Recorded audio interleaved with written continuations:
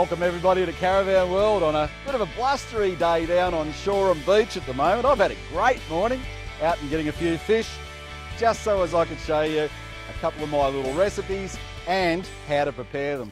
The start to any good fish cleaning operation is to have a good knife. If you haven't got a good knife, just forget it, go home. Not worth doing. It'll make it so much easier in the long term to have a decent filleting knife to work with. Normally, if they were bigger fish, you'd probably have a scaler here as well, but the back edge of the knife's quite all right for this sort of effort. As you can see, the fish is still nice, straight out of the water. With the snapper, Pinky's little squire in New South Wales, all I'm going to do, I'm going to actually do these whole. They're not worth filleting, and keeping them whole keeps a bit of moisture into them as well. So with these, I'm just scaling them and getting rid of the guts. So knife just into the old bunghole in the back there. Be careful as you come forward, up to the bottom of the rib cage. Little slit across there, and open her up and pull out the guts. Pretty simple stuff. Keep that nice and clean, and give her a bit of oil wash. And there he is. That's your little snapper all clean. You can take the head off if you don't like looking in the eyeballs, and that's as simple as that. We'll see that later.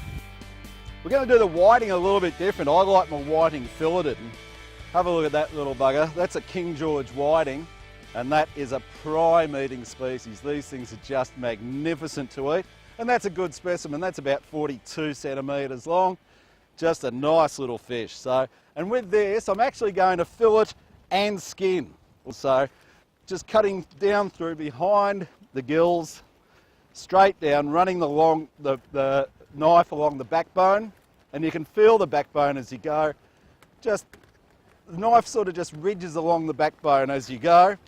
You stop just before the tail, so you actually use the fish as a handle to take a lovely little scun fillet.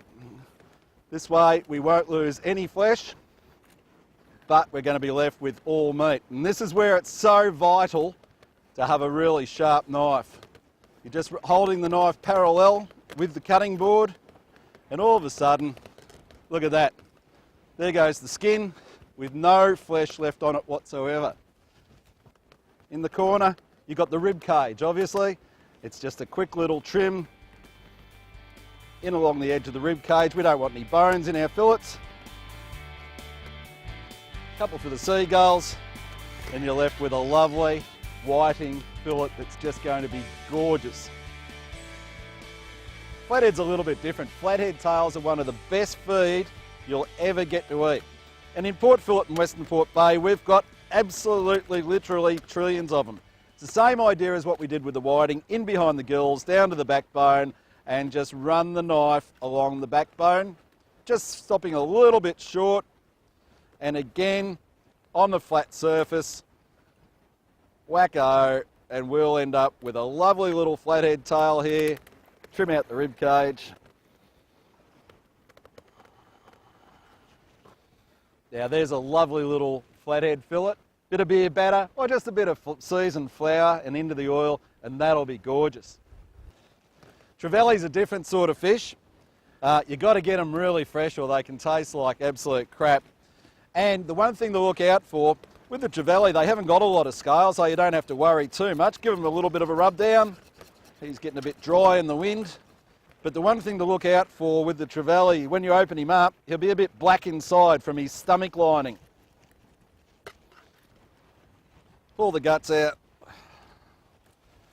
And see, she's a bit black inside there, and some of them are quite thick with their lining as well. So you really need to give it a really good scrub, get that black out.